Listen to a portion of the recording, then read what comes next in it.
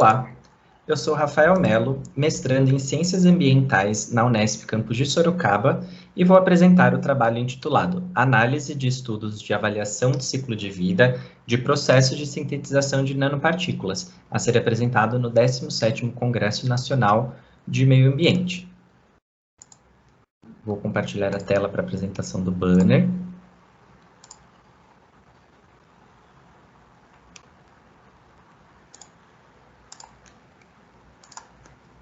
Vamos lá.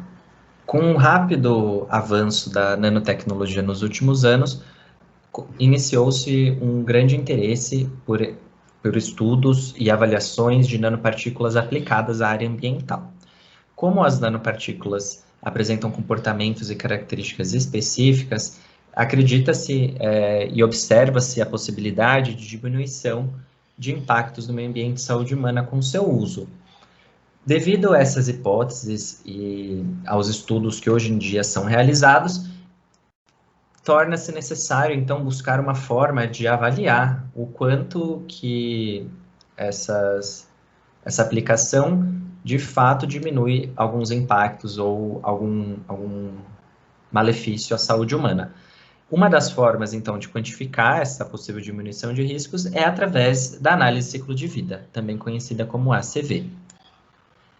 Dessa forma, o presente trabalho teve por objetivo realizar uma revisão bibliográfica para analisar estudos de ACV de processo de sintetização de nanopartículas. A metodologia utilizada para fazer essa revisão bibliográfica foi, a partir, então, de artigos de estudos já realizados e publicados, utilizando a base de dados do Science Direct, através das palavras-chave nanotecnologia, nanomateriais, nanopartículas, ACV, análise de ciclo de vida e avaliação de sustentabilidade, utilizadas tanto em português quanto em inglês, eu fiz a busca de trabalhos acadêmicos e com os estudos e os artigos que estão publicados e disponibilizados, eu fiz a leitura e análise para a seleção de 2 artigos para apresentação no Congresso. Os 2 artigos selecionados foram de Feijó e colaboradores, publicado em 2017, cujo título é Avaliação Comparativa do Ciclo de Vida de Diferentes Rotas de Sintetização de Nanopartículas Magnéticas. E o segundo estudo foi o de Windsor e colaboradores, publicado em 2018, que o título é Comparação de ferramentas de avaliação de sustentabilidade de nanomateriais. A partir desses 2 artigos selecionados, foi então elaborada um resumo com os principais pontos observados e possível chegar a alguma conclusão que será apresentada a seguir. Bom, como resultado, nós podemos observar que o estudo de Windsor demonstra lacunas nos estudos de ACV e análise de risco, principalmente quando se fala no ciclo de vida de nanomateriais, principalmente, pelo desconhecimento do impacto da nanopartícula para o ambiente e para a saúde humana. Isso também está atrelado com a dificuldade de estabelecer inventários de ciclo de vida adequado por falta de informações disponíveis.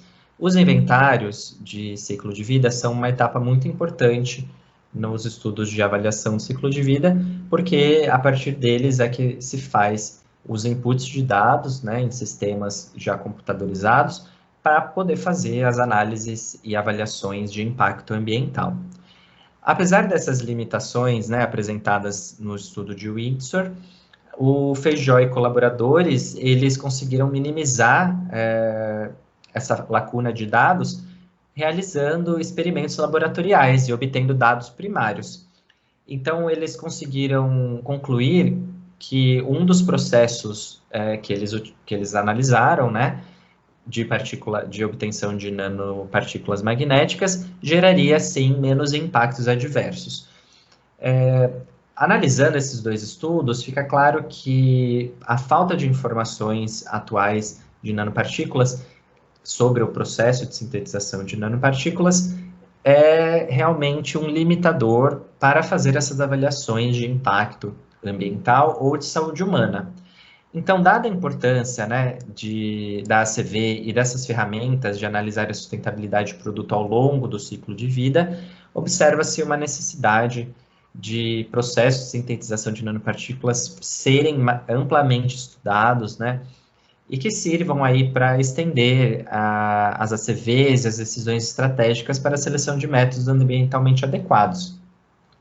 A partir do momento que a gente conhece melhor os impactos, consegue quantificar e pode falar qual método é menos agressivo ao meio ambiente, isso sendo economicamente viável, pode se tornar uma grande solução para o mercado atual. Então, essa análise e percepção de lacunas me motivou a iniciar meu projeto de pesquisa, que tem por objetivo realizar, então, uma análise de ciclo de vida, né, e uma análise de ecoeficiência, justamente para entrar essa variável econômica, de dois processos de sintetização de nanopartícula de atrazina, que é um herbicida altamente tóxico, utilizado em grande escala no Brasil, pelos métodos de nanoprecipitação e dupla emulsão, a partir de dados do Laboratório Universitário de Pesquisas Químicas da Unesp.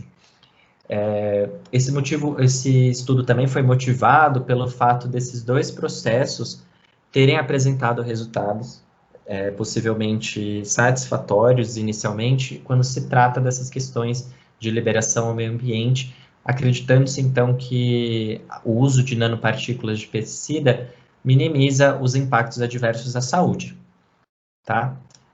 Atualmente, o estudo ainda está em fase inicial, não tem muitos dados, mas eu gostaria de deixar esse apelo para que mais estudos de nanotecnologia sejam realizados, principalmente nessas análises de ciclo de vida, para que possam contribuir para o mercado, para a comunidade acadêmica, com dados e informações relevantes para se formular e incentivar a distribuição de dados para estruturação de inventários de ciclo de vida.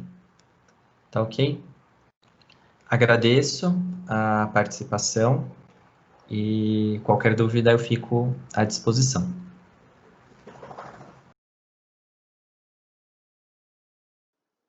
Olá, meu nome é Isabela Zanata Garcia, eu sou da Universidade Tecnológica Federal do Paraná, campus Londrina, e o título do meu trabalho é Composto Orgânico, Produção e Distribuição para a Comunidade Acadêmica da UTFPR Campus Londrina. Nos últimos anos, vem dado importância aos resíduos gerados. Isso graças à Lei 12.305, que intitula Política Nacional dos Resíduos Sólidos. A coleta seletiva solidária da UTFPR Campus Londrina segue o Decreto 5.940, de 2006, no qual institui a todas as instituições públicas federais a segregação dos seus resíduos gerados na fonte e prevê a destinação desses resíduos a associações e cooperativas de catadores. Neste sentido, o Campus Londrina Nesse sentido, a Comissão de Gestão de Resíduos Sólidos do Campus Londrina também trata seus resíduos orgânicos por meio do processo de compostagem. Objetiva-se com esse trabalho analisar os resíduos orgânicos gerados no campus, com a finalidade de verificar a qualidade da segregação na fonte, assim como relatar a maneira que o processo de compostagem ocorre e destinar esse composto final para a comunidade acadêmica. Com o intuito de analisar a segregação dos resíduos na fonte, iniciou-se em 2018 o processo de compostagem gerados pelo composto orgânico no campus.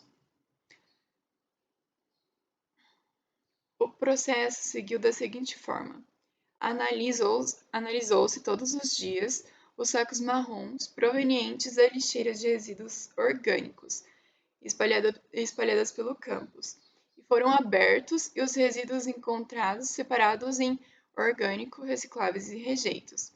Após essa triagem manual, pesou-se e anotou-se numa planilha online. Para garantir a qualidade do composto, levou-se para a composteira apenas os resíduos orgânicos e destinou-se adequadamente os resíduos que estavam descartados ao oceano. Colocou-se esse resíduo em leiras de composteira, numa proporção de 3:1.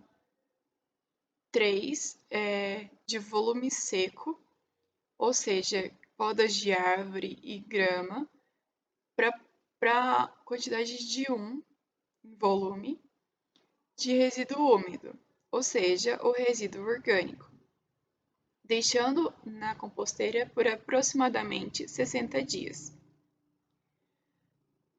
Depois disso, após essa decomposição parcial desse material, remanejou-se para leiras na estufa agrícola do campus e permaneceu por mais 30 dias. Em seguida, foi peneirado o composto e separado o material de maior granulometria. Então, armazenou-se em sacos de papel para distribuição para a comunidade acadêmica, com a finalidade de sensibilizá-la sobre a importância correta da segregação dos resíduos, assim como dar um retorno pelo engajamento com a coleta seletiva solidária do campus. Após 7 meses, foram compostados 520 quilos e 245 gramas de resíduos orgânicos provenientes das lixeiras espalhadas pelo campus, excetuando-se ao restaurante universitário do campus. Notou-se 3,44% do total dos resíduos coletados nas lixeiras dos orgânicos que foram classificados como recicláveis. Mais comumente encontrados foram embalagens plásticas, latas de alumínio e isopores.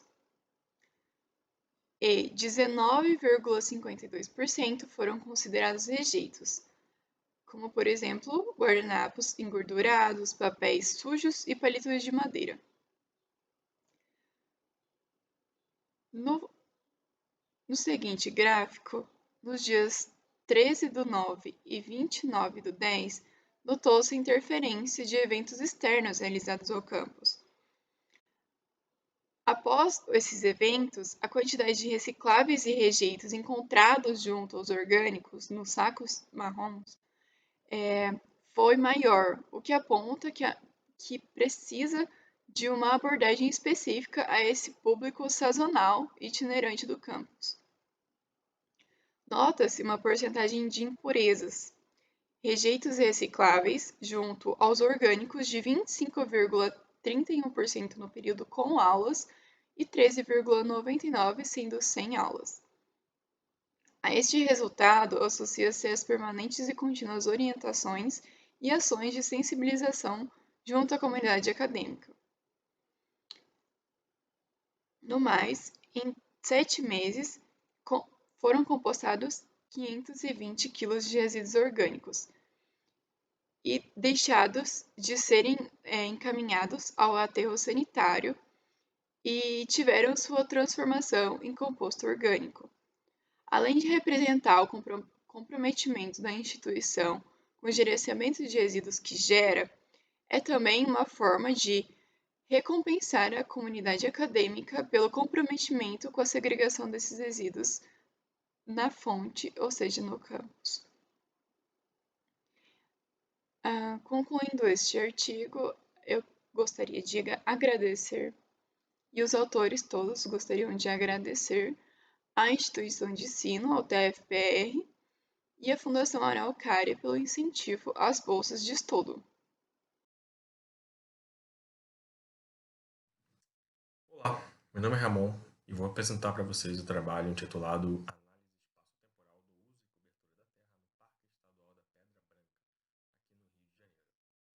Eu sou formado em Ciências Biológicas pela Universidade Castelo Branco e esse trabalho é a minha conclusão de curso da pós-graduação em Análise Ambiental e Gestão do Território pela Escola Nacional de Ciências Estatísticas, sob orientação da professora Júlia Célia Mercedes Strauss. Como introdução, o Parque Estadual da Pedra Branca possui alguns dos últimos trechos remanescentes de Mata Atlântica e ocupa cerca de 10% do território da cidade do Rio de Janeiro, sendo a maior unidade de conservação do município do Rio de Janeiro. Encontra-se cercado por áreas antrópicas por conta da expansão urbana no seu entorno e principalmente como maior ameaça o uso da cobertura da terra. É uma unidade de conservação estadual, sob a administração do INEA, o Instituto Estadual do Ambiente, que é o órgão de fiscalização ambiental aqui do Rio de Janeiro, e fica logo ao lado do Parque Nacional da Tijuca, onde encontramos o Cristo Redentor.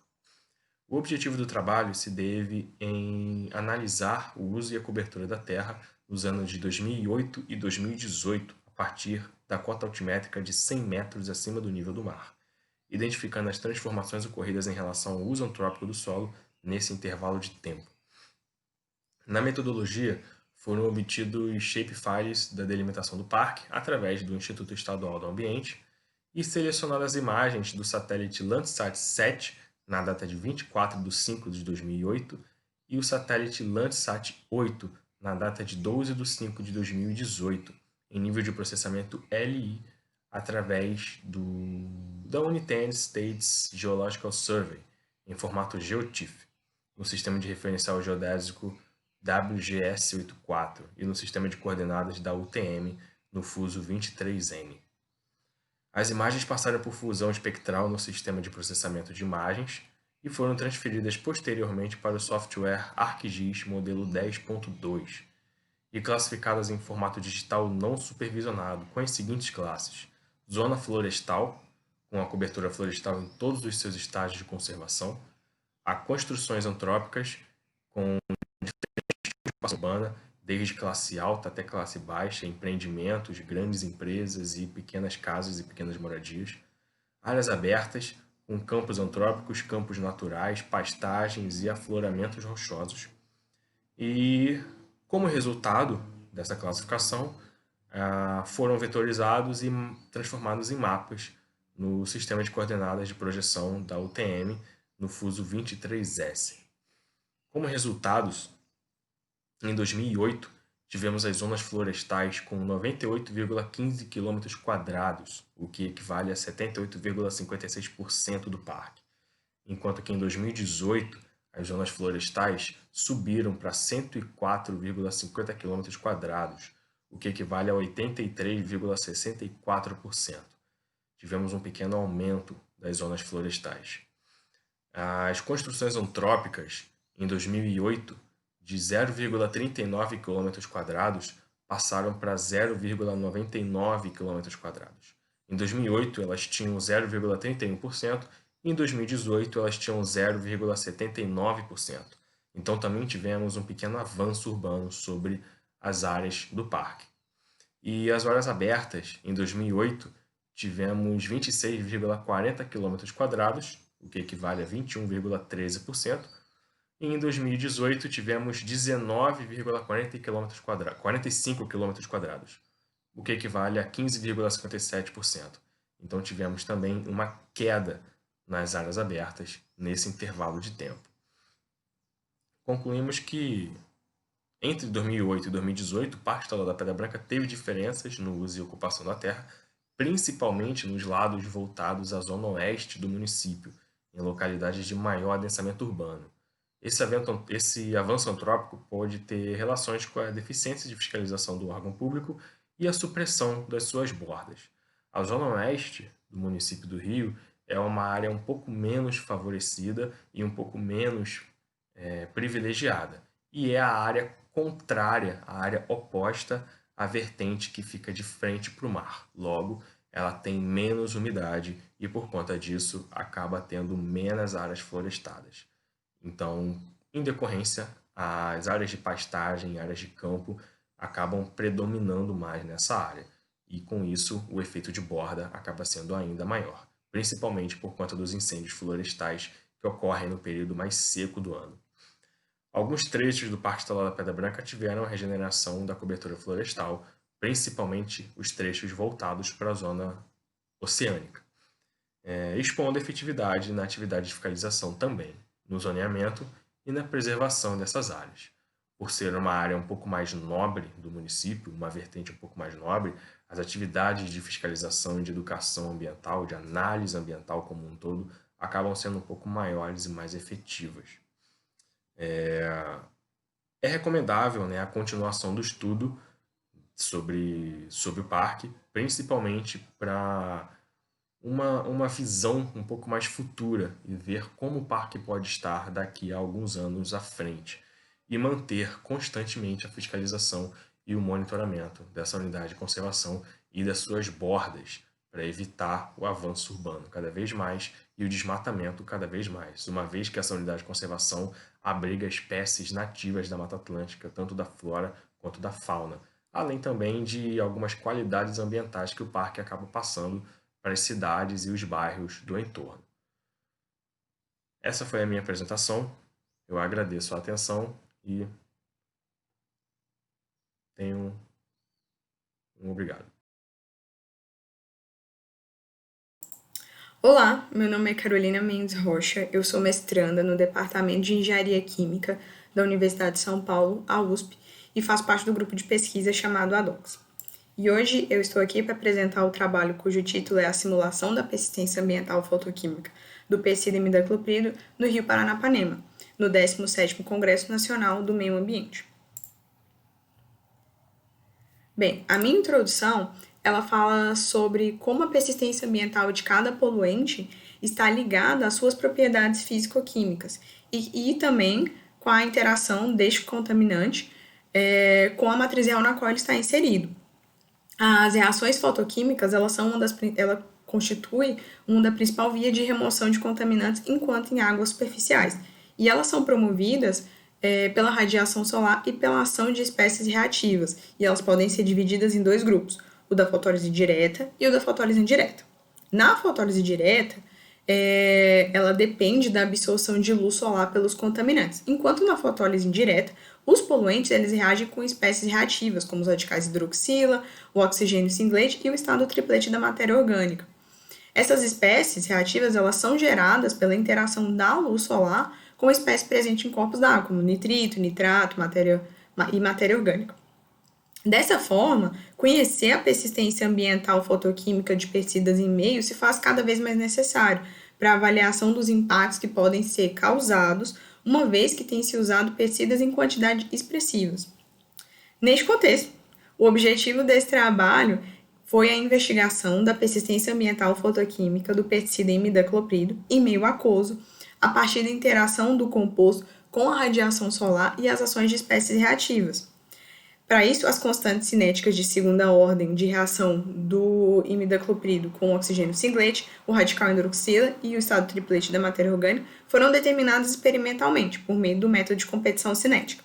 Os valores obtidos para essas constantes, juntamente com o rendimento quântico da fotólise direta sob luz solar simulada, foram utilizados em simulações matemáticas, com o objetivo de predizer o tempo de meia-vida do pesticida em águas superficiais, em função das características físico-químicas do rio. Para isso, a metodologia utilizada nesse trabalho incluiu a caracterização de corpos d'água da região do Pontal do Paranapanema. Nesse trabalho foi escolhido o rio Paranapanema, cuja água foi caracterizada de modo a representar as características dos corpos d'água dessa região. Os parâmetros analisados foram pH, temperatura, concentração de nitrito, nitrato, carbonato e carbono orgânico total. As amostras foram coletadas em 3 pontos distintos do rio para ter uma melhor ideia do comportamento e das características físico-químicas do rio. Por fim, as simulações da persistência ambiental fotoquímica do pesticida foi feito utilizando um modelo matemático, um software chamado Apex, que foi desenvolvido por pesquisadores na Universidade de Torino, na Itália. Os resultados encontrados mostraram que as concentrações de carbonato, nitrito, nitrato, carbono orgânico total, como também pH, não variaram de forma significativa ao longo dos meses amostrados. Já as simulações do tempo de meia-vida em águas superficiais foram feitas com base nas características do poluente. O modelo utilizou um dia ensolarado de verão correspondente a 10 horas de irradiação e uma profundidade média de 2,5 metros do rio, que é a profundidade correspondente aos rios daquela região.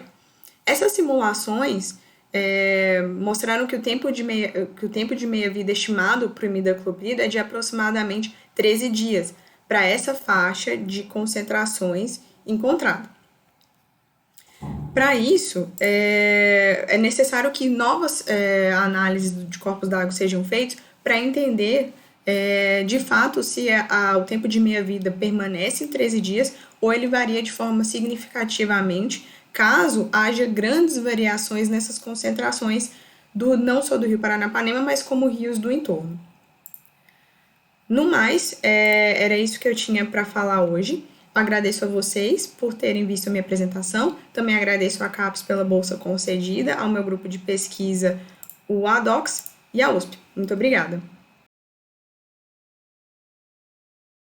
Olá, eu sou Regis Pacheco Cassino Júnior, graduando em Engenharia Ambiental pela Universidade Tecnológica Federal do Paraná e venho apresentar a vocês meu trabalho sobre a compostagem de maravalha e dejeto bovino utilizando eficientes micro-organismos aqui no Congresso Nacional do Meio Ambiente em Poços de Caldas.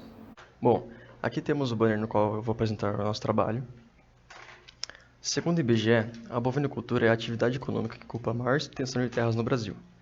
Um dos grandes desafios dessa atividade é o manejo adequado dos dejetos animais, que quando existe um manejo inadequado, traz consigo vários pontos negativos, tanto para o homem quanto para o meio ambiente, como a proliferação de moscas, a transmissão de doenças e parasitoses, a poluição dos lençóis freáticos, além do forte odor nas redondezas. Contudo, uma das formas de amenizar este problema é a compostagem desses dejetos, pois essa técnica visa estabilizar a matéria orgânica, obtendo como produto final uma matéria mais umificada. Fato este que possibilita a sua utilização como nutrientes para plantas e também para melhorar as características do solo. E quando se utiliza micro-organismos eficientes na compostagem, o processo pode ser otimizado, além de reduzir o tempo deste processo.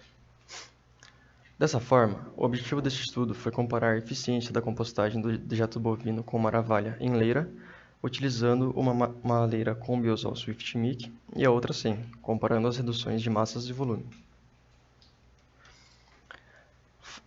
Para a metodologia, foram montadas duas leiras de 208 litros cada, sendo 144 litros de maravalha e 64 litros de dejeto bovino, sendo que a leira 2 apresenta o M comercial Biosol Swift-Mic. Durante a montagem, foram dispostas camadas intercaladas de maravalha e de dejeto bovino, sendo 3 de maravalha e 2 de dejeto. As leiras foram revolvidas 2 vezes por semana e a adição do biosol ocorreu sempre no primeiro revolvimento da semana por 4 semanas. Cabe ressaltar que a correção da umidade, quando necessária, ocorria sempre durante os revolvimentos. Durante o processo, foram aferidos 6 pontos de temperatura em cada leira durante os 43 dias de experimento.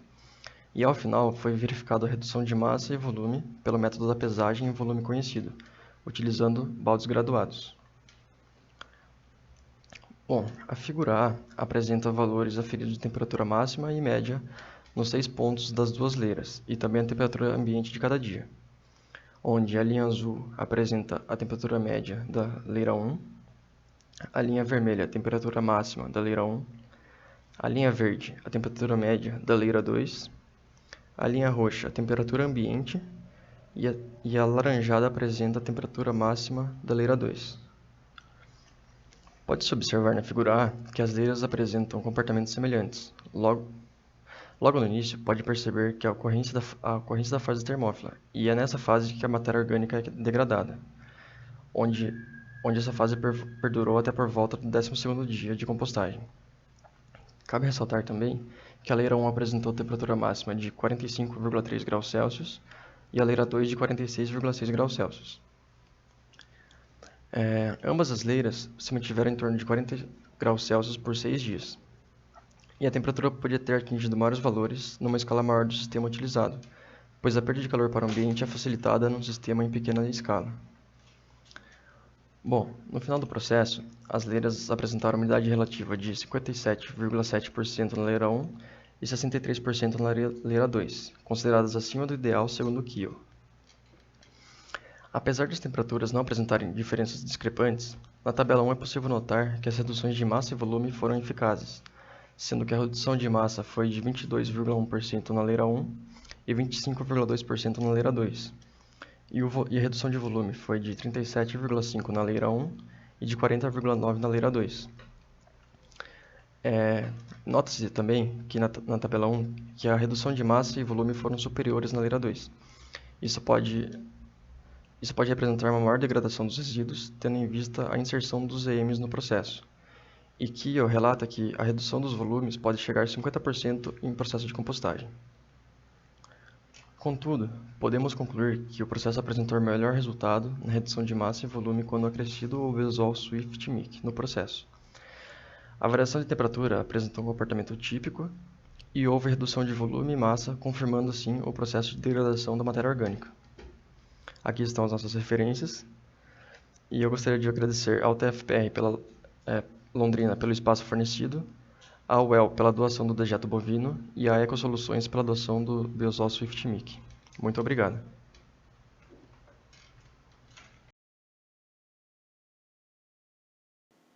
Olá, meu nome é Caio Henrique Gaiato Fiorese.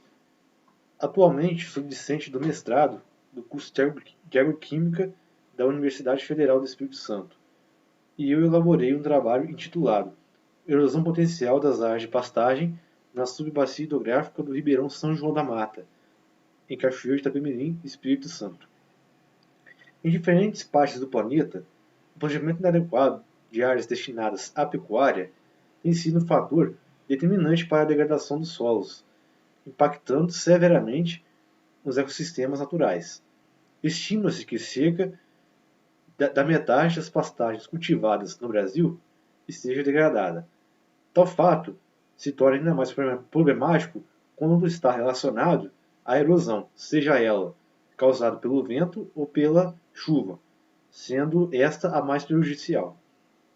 Nesse sentido, com o passar dos anos, foram desenvolvidos vários modelos matemáticos capazes de estudar a dinâmica erosiva. Entre esses modelos, a Equação Universal de Perda de Solo, ou seja, a EUPS, proposta por Wishmeyer e Smith, vem sendo amplamente utilizada devido à sua facilidade de trabalho e aplicação. Considerando a relevância do tema abordado, o objetivo desse trabalho foi examinar as perdas potenciais de solo das áreas de pastagem da subbacia hidrográfica do Ribeirão São João da Mata, como forma de subsidiar melhorias em termos de conservação ambiental e sustentabilidade. A subbacia do Ribeirão São João da Mata fica localizada na área rural do município de Cachoeiro de Itapemirim, na mesorregião sul do estado do Espírito Santo, com alta predominância da pecuária. Os procedimentos ocorreram com auxílio de técnicas de geoprocessamento no programa computacional ArcGIS. Para isso, foram considerados como bases de dados geográficos os portais eletrônicos do Sistema Integrado de Bases Geoespaciais do Estado do Espírito Santo, o GeoBases, e da Agência Nacional de Águas, a ANA. Essas bases de dados forneceram informações acerca da série histórica da precipitação pluviométrica mensal e anual do município de Cachoeiro de Itapemirim. Também forneceram feições, ou seja, arquivos setoriais, de curvas de nível com equidistância de 5 metros e informações dos tipos de solo presentes nas passagens da subbacia do Ribeirão São João da Mata. Inicialmente, a subbacia foi delimitada a partir do modelo digital de elevação, o MDE, gerado com resolução espacial de 15 metros, e obtido a partir das curvas de nível adquiridas. A Equação Universal de Perda de Solos considera os parâmetros R, a erosividade, K, erodibilidade, L, comprimento de rampa, e S, declividade. Porém, para atender ao intuito deste trabalho, foram desconsiderados os fatores uso e manejo do solo e práticas conservacionistas, ou seja, os fatores C e P da equação. No cálculo do fator R, foram estimados os valores de precipitação pluvial média mensal e precipitação pluvial média anual, com base na série histórica da precipitação pluviométrica do município de Cachoeiro. Para o cálculo do fator L, ou seja, o comprimento de rampa, foram considerados os dados de declividade, fluxo acumulado da drenagem, tamanho do pixel adotado, que foi de 15, e o coeficiente de forma, adotado o valor de 1 para sistemas compostos por pixels, como foi o caso desse trabalho. Já no cálculo do fator S, ou seja, o fator de declividade, foi considerado um método a partir da literatura abordada, juntamente com o fator LS. Já o fator K, ou seja, erodibilidade dos solos, foi determinado a princípio pelo mapeamento dos tipos de solo da subbacia para, em seguida, serem consultados os valores conforme a literatura, considerando somente as áreas de pastagem contempladas nesse estudo. A erosão foi classificada, quantificada e mapeada. Na figura 1, que se encontra no próximo slide, devido ao tamanho reduzido da mesma no banner, percebam que a classe de intensidade mais abrangente é a moderada a forte. Em suma, os resultados são considerados satisfatórios, indicando que a pastagem está ocupando áreas com baixa a média intensidade natural à erosão. Isso pode ser atribuído principalmente às condições de relevo da região, com a baixa declividade. No entanto, nas áreas com densidades caracterizadas como moderada a forte e forte, que somam mais da metade das pastagens dessa subbacia, ou seja, 52,453%, deve-se ter maior atenção quanto ao manejo da pastagem, pois, caso contrário, pode acarretar graves impactos ambientais. Dessa forma, é importante a presença e a manutenção de vegetais ou de seus resíduos nas áreas de pastagem, pois os mesmos são capazes de minimizar o transporte de sedimentos, ou seja, a erosão. Sugestão essa de muita importância nas áreas de pastagem mais vulneráveis dessa subbacia, tendo em vista a importância da conservação dos solos dessas áreas em nível de subbacia hidrográfica. Assim, conclui-se que as áreas de pastagem dessa subbacia não apresentam tendência muito forte à erosão, ao passo que, nas áreas com intensidade moderada a forte, deve-se ter mais atenção quanto à perda de solos, ou seja, erosão. Nesse sentido, é de suma relevância a implantação de ações conservacionistas nas áreas de maior tendência à erosão, a fim de minimizar a perda de solos e também trazer maior sustentabilidade na produção agrícola e pecuária nessa subbacia. Para a confecção do conteúdo dos slides apresentados, foram utilizadas essas referências. Muito obrigado pela atenção.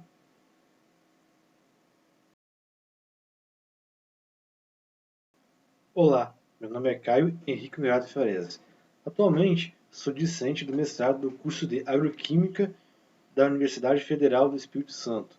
E eu, juntamente com o coautor Tiago Oliveira de Aguilar, aluno de Engenharia de Agricultura do Instituto Federal de Educação, Ciência e Tecnologia do Espírito Santo, elaborei o trabalho intitulado Potencial Natural de Erosão de Solos da Subbacia Hidrográfica do Córrego Paraíso, em Muniz Freire, Espírito Santo. A erosão constitui o principal impacto ambiental negativo, resultando na perda de grandes quantidades de sedimentos por ano, na redução da fertilidade e produtividade do solo e no assoreamento dos cursos hídricos. A erosão é influenciada por diferentes fatores, como, por exemplo, clima, o relevo e a natureza do terreno. Assim, estudos voltados à erosão dos solos capacitam o homem para a ação sobre uma dada região, ao identificar suas potencialidades de uso e vulnerabilidades, favorecendo diferentes tomadas de decisões visando a sustentabilidade no meio natural e antrópico em uma bacia hidrográfica, por exemplo. Assim, este trabalho teve como objetivo analisar o potencial natural de erosão dos solos na subbacia hidrográfica do Córrego Paraíso, como forma de subsidiar melhorias referentes à conservação hídrica e dos solos dessa região. A subbacia do Córrego Paraíso está localizada na zona rural do município de Muniz Freire, na mesma região sul do estado do Espírito Santo, com uma área de 25,34 km², é caracterizada pela predominância da agropecuária e do bioma Mata Atlântica. Os procedimentos ocorreram com auxílio de técnicas de geoprocessamento no programa computacional ArcGIS. Para isso, foram consideradas como base de dados geográficos os portais eletrônicos do Sistema Integrado de Bases Geoespaciais do Estado do Espírito Santo, o GeoBases, e da Agência Nacional de Águas, a ANA. Essas bases de dados forneceram informações acerca da série histórica da precipitação pluviométrica mensal e anual do município de Muniz Freire. Também forneceram feições, ou seja, arquivos vetoriais de curvas de nível com equidistância de 5 metros e informações dos tipos de solo presentes na subbacia hidrográfica do Córrego Paraíso. Inicialmente, essa subbacia foi delimitada através do chamado Modelo Digital de Elevação, o MDE, obtido com resolução espacial de 15 metros e obtido também a partir das curvas de nível adquiridas. Na estimativa da erosão potencial, foi considerada a chamada Equação Universal de Perda dos Solos, que foi criada por Wishmeyer e Smith. Ela considera os parâmetros R, a erosividade, K, a erodibilidade, L, comprimento de rampa, e S, a declividade. Contudo, para atender ao intuito dessa pesquisa, foram desconsiderados os fatores uso e manejo do solo e práticas conservacionistas, ou seja, não foram considerados os valores de C e P da Equação Universal da Perda dos Solos. No cálculo do fator R, a erosividade, foram estimados os valores de precipitação pluvial média mensal e precipitação pluvial média anual, com base na série histórica pluviométrica do município que abrange essa subbacia. Para o cálculo dos fatores L, ou seja, fator comprimento de rampa, e S, fator declividade, foram considerados os dados de declividade, fluxo acumulado da drenagem, tamanho do pixel adotado e também o coeficiente de forma, e foi adotado valor igual a 1 para sistemas compostos por pixels, como foi o caso deste trabalho, a partir dos métodos considerados pela literatura abordada e exposta no banner. O fator K, ou seja, a erosibilidade dos solos, foi determinado a princípio pelo mapeamento dos tipos de solo presentes nessa subbacia para, em seguida, serem consultados os valores conforme a literatura abordada. A erosão foi classificada, quantificada e mapeada. Na figura 1, que se encontra com mais detalhes no próximo slide, devido ao tamanho reduzido da mesma no banner, notem que a classe de maior densidade é a muito forte. Já as classes fraca e moderada, quando somadas, perfazem apenas 6,921%. A maior parte da subbacia do Córrego Paraíso possui elevada vulnerabilidade a processos erosivos, devido às suas características naturais, que podem provocar perdas na qualidade dos recursos hídricos e do solo dessa região. Tal fato também pode ser visto quando as classes compreendidas de moderada a forte a muito forte são somadas, o que perfazem expressivos 93,079%. Isso está associado principalmente às características do relevo dessa região, com uma elevada declividade. Assim, as atividades antrópicas, ou seja, as atividades humanas executadas nas áreas com maior tendência à erosão, precisam ser devidamente manejadas e planejadas, pois, caso contrário, podem acarretar graves transtornos em termos de erosão. Portanto, há necessidade da adoção de técnicas conservacionistas, como, por exemplo, o derrastamento e todas as práticas culturais que protegem, mantêm ou melhoram a estrutura do solo, além da manutenção de uma cobertura vegetal densa nas áreas de maior tendência à erosão associada ao correto planejamento antrópico. Nesse sentido, conclui-se que a subbacia do Córrego Paraíso possui elevada tendência natural à erosão na maior parte, devido às características intrínsecas ao relevo, como por exemplo a declividade. É preciso, então, um planejamento conservacionista, a fim de proteger o solo local, sobretudo nas áreas naturalmente mais vulneráveis, e também trazer maior suscetibilidade nas atividades rurais ali executadas. Para a confecção do conteúdo apresentado no banner, foram utilizadas essas referências bibliográficas.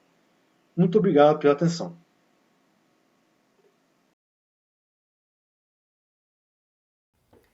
Olá, bom dia, boa tarde, boa noite. Me chamo Yasmin e hoje estarei apresentando o trabalho Aproveitamento de resíduos de lama de barragem de mineração como pigmento para tintas. Esse trabalho ele foi realizado pelas alunas do curso de graduação em Engenharia Química, Aline, Clara, Jéssica e eu, Yasmin, orientadas pelo professor do Departamento de Engenharia Química da UFCJ, Jorge Benito. Durante o processo de extração do minério de ferro, a geração de um volume muito grande de material extraído e movimentado no beneficiamento. Esses materiais eles são colocados em barragem de rejeitos e a disposição a essa atividade ela gera um impacto muito grande para o meio ambiente e para a população ao redor também. Existem diversos estudos do aproveitamento desses rejeitos de barragem e um deles é utilizá-los como pigmento em tintas de solo. Em tintas de solo, em geral, elas são compostas por apenas uma resina, que geralmente é um PVA, um pigmento, que no caso será utilizado o rejeito de barragem, e água como solvente. E o processo ele é de extremo baixo custo e pouco impacto ambiental, o que é mais importante. O trabalho, então, visou a criação dessa tinta de rejeito de barragem, essa tinta de solo, visando o menor impacto ambiental possível e a redução dos custos, além da aplicação em edificações de diversos tipos e como uma alternativa sustentável para o meio ambiente e para a população. A lama foi coletada na empresa Companhia Siderúrgica Nacional, a CSN, na mina Casa de Pedra, localizada em Congonhas, no interior de Minas Gerais. A polpa de minério foi preparada seguindo 3 operações, sendo secagem, moagem e peneiramento. O rejeito de barragem, então, ele foi utilizado como pigmento, a água foi utilizada como solvente, uma solução de NaOH 2,5 mol por litro foi utilizado como dispersante e o PVA como resina. O pigmento ele foi mantido em uma proporção de 30%, sendo variado apenas outras componentes. Foi utilizado também o software Minitab 18 para criar um delineamento experimental da mistura, obtendo-se 13 amostras de tinta. Na tabela, então, a gente encontra os resultados referentes aos testes de resistência à abrasão, de viscosidade, no caso, a resistência à abrasão seria os ciclos, e desejabilidade. As tintas que possuíram maior porcentagem de resina, ou seja, de PVA, elas apresentaram uma viscosidade muito grande e, consequentemente, uma melhora na resistência à abrasão. É observado também que as tintas que apresentaram uma quantidade nula de dispersante, ou seja, a tinta 1, a 5 e a 10, houve o aparecimento de fungos depois de 15 dias. Foi observado que a resistência à abrasão foi diretamente relacionada com a quantidade de resina utilizada, ou seja, um baixo percentual de resina vai contribuir com resultados insatisfatórios da resistência à abrasão. Outro ponto a ser analisado é que a viscosidade ela é controlada basicamente pela água e pelo PVA, uma vez que em níveis muito elevados de água, ela vai promover a diluição e a diminuição da viscosidade, e enquanto em níveis elevados de PVA vai aumentar a viscosidade. Portanto, pode-se afirmar que o PVA e a água, as resinas que contêm PVA, elas incrementam a estabilidade de suspensão de pigmento e assim elas agem como emulsificantes. Para determinar as melhores condições do ajuste de processo, as melhores condições de PVA, de água e de NaOH, foi utilizado o método de desejabilidade. onde se encontrou que a resina de PVA ela deve conter 73,53%, a água deve apresentar 25,80% e o NH apenas 0,87%. Isso mostra uma desejabilidade maior do que 73,46%, ou seja, ela atende e confere a qualidade da técnica imposta pela legislação brasileira. Na figura 2, é possível observar o cobrimento da tinta em uma placa cimentícia, onde foi simulado uma parede de um edifício. A tinta desenvolvida a partir do rejeito de barragem, ela se mostrou com um ótimo desempenho na cobertura de placas. O teste de resistência à abrasão permitiu verificar que as tintas com maior percentual de resina obtiveram um melhor desempenho, enquanto a viscosidade ela é controlada pela quantidade de solvente, no caso a água e PVA. Portanto, a tinta de solo ela se apresentou com uma ótima aplicabilidade e como uma alternativa sustentável para o uso de tintas comerciais, uma vez que ela pode ser aplicada direta na resina e no solvente, sem a necessidade de outras aplicações. Então, nós chegamos ao final da apresentação. Eu espero que tenham gostado do conteúdo apresentado. Estou à disposição para tirar qualquer dúvida e agradeço pela atenção. Tchau! Olá, bom dia, boa tarde, boa noite. Me chamo Yasmin e hoje eu irei apresentar o trabalho Análise Digital de Imagens mediante câmeras digitais, uma alternativa sustentável para análises colorimétricas. Esse trabalho ele foi realizado por mim, aluna do curso de graduação em Engenharia Química da UFSJ, orientada pelos professores Jorge Berido e Lisbeth Melgar, do Departamento de Engenharia Química da UFSJ. Atualmente, as pesquisas elas estão voltadas para o uso de equipamentos e instrumentos que não prejudiquem o meio ambiente, gerando o mínimo possível de resíduos, principalmente em análises laboratoriais que gastam tantos reagentes e tantos resíduos que não têm como serem dispostos. Técnicas de instrumentação avançada, tais como cromatografia, espectrometria em massa e entre outras, elas são as principais ferramentas para a detecção de amostras químicas e bioquímicas. Porém, essas técnicas elas necessitam de equipamentos de alto custo e uma instalação especializada, assim como um profissional capacitado para o seu manuseio. Além disso, essas técnicas são realizadas em laboratórios, não podendo ser levadas in situ. Então, principalmente, visa-se desenvolver novos métodos, novas instrumentações para reduzir os custos, o uso de reagente e, consequentemente, a geração de resíduos, além de otimizar o tempo de operação. Portanto, uma alternativa para essas pesquisas é a análise digital de imagens, que utiliza equipamentos baratos, de simples manejo e acessíveis, além de ser possível utilizar para quantificar substâncias em diversos meios, seja sólidos, aquosos e até mesmo gasosos. A análise, então, ela é baseada na medida de sombra dos produtos colorimétricos, onde o uso de espaços de cores e dispositivos necessários faz com que possa ser quantificada a substância através das próprias cores. A análise ela é realizada através da detecção dos componentes primários das cores azul, verde e vermelho, os componentes RGB, através de um software. Os valores desses componentes eles são calculados por modelos matemáticos e linearizados para estimar uma concentração da substância de interesse.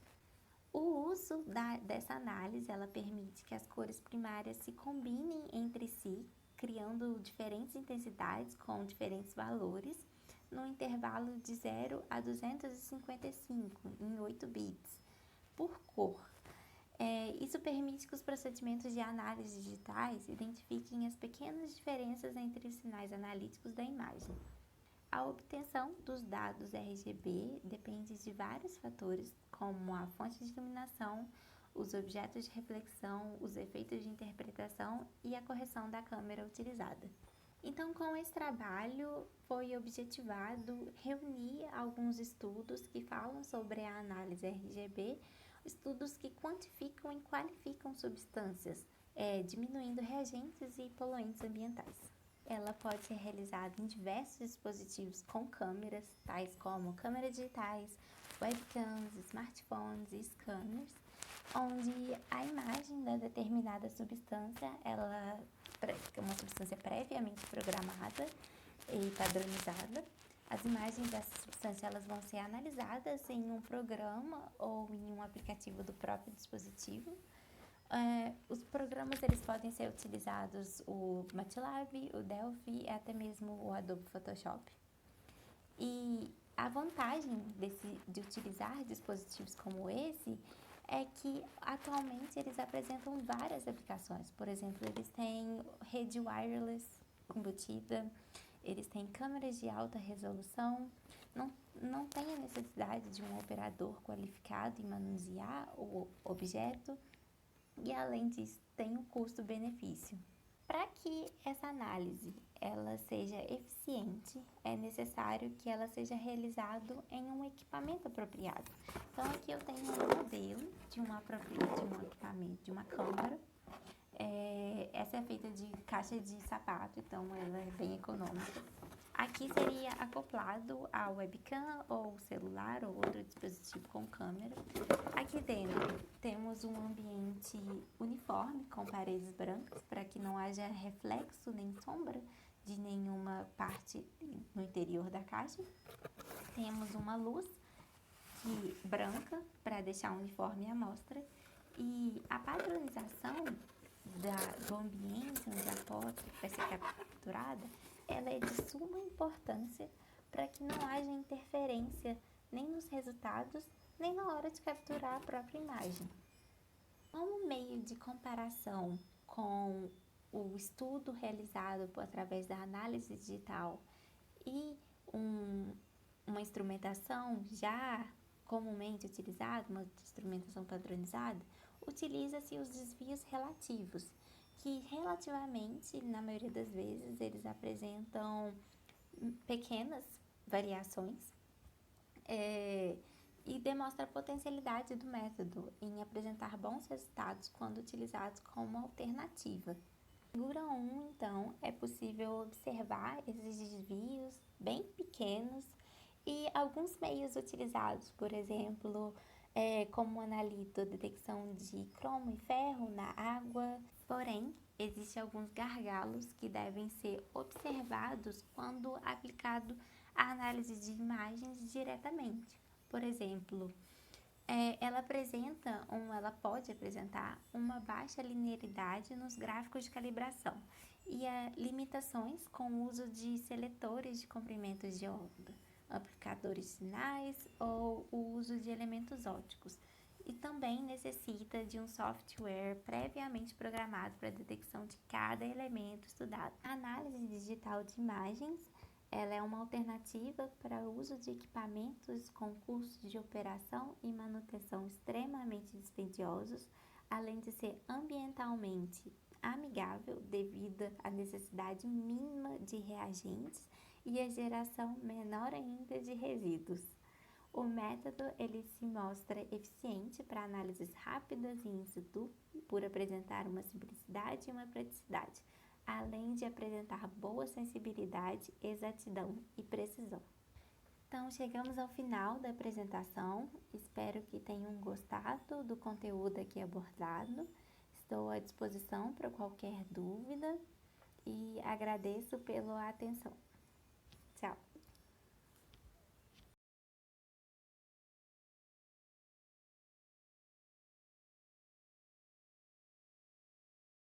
Olá, meu nome é Janine Ameco Neves, sou doutoranda do programa de pós-graduação em Ciências Ambientais da Universidade Federal de Alfenas.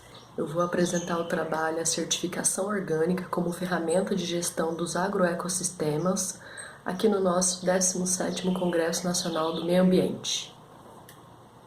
A crescente procura por alimentos e produtos saudáveis, isentos de contaminantes, e produzidos com técnicas que preservem a atividade biológica do solo, deu origem a selos e certificações que buscam atestar a qualidade, a confiança e a rastreabilidade. O produtor rural que se decidir certificar deve modificar os usos do solo e adotar práticas de manejo conservacionistas para garantir que as normas e critérios de controle sejam atendidos. É interessante aqui a analogia que se pode fazer da conformidade orgânica com a metodologia do PDCA, o planejamento, a execução, a verificação e a ação. O processo de certificação exige um planejamento dos processos que serão utilizados em cada ciclo, a execução das técnicas de plantio e manejo apropriados, a checagem e o monitoramento dos processos em relação às políticas dos orgânicos e as ações corretivas, para constante melhoria e aprimoramento da multifuncionalidade dos espaços rurais. Este processo é feito por meio de auditoria, através da empresa acreditada ou por meio do Sistema Participativo de Garantia, o SPG. E ele tem a validade de 1 ano, então a cada ano o produtor precisa renovar a certificação para ter direito a comercializar o produto com o selo. O objetivo do trabalho foi levantar as forças, as fraquezas, as oportunidades e as ameaças inerentes ao processo de certificação orgânica. Também busca analisar os fatores chaves que contribuem com a melhoria da gestão do solo e prospecta as estratégias a serem adotadas. Como metodologia, nós utilizamos a matriz SWOT, ou a matriz FOFA. Trata-se de uma ferramenta útil para organizar o planejamento e a gestão de qualquer tipo de empreendimento. Criado na década de 60, ela auxilia na detecção de elementos chaves, considerando tanto a visão interna quanto a visão externa do empreendimento, e permite estabelecer prioridades de ações, melhorias dos pontos críticos e minimizar os riscos. Então, uma vez que nós fizemos a revisão da literatura, nós elaboramos a matriz e aqui vamos apresentar nossos resultados. Como resultados, o que nós encontramos? Como forças, identificamos que o valor agregado ao produto e a ampliação das redes comerciais são pontos favoráveis ao produtor que queira se certificar. Existe também a oferta de bens e serviços que configurariam as forças adicionais, como a melhoria da qualidade do solo, ao se buscar o manejo dos resíduos gerados, redução do emprego do uso dos recursos não renováveis, a manutenção ou incremento da atividade biológica. Esses configurariam os potenciais serviços ecossistêmicos que seriam ofertados pelo produtor que decida se certificar. Como ponto fraco, identificamos o difícil processo de ruptura com o modelo convencional e a incerteza do mercado após a conversão. Juntamente com o alto custo inicial da transação, esses pontos configurariam as fraquezas para o produtor que queira se certificar. A agricultura orgânica ela tem o potencial de atender os objetivos do desenvolvimento sustentável, especialmente o objetivo 2, relacionado à fome zero e à agricultura sustentável, e o objetivo 12, relacionado ao consumo e produção responsáveis.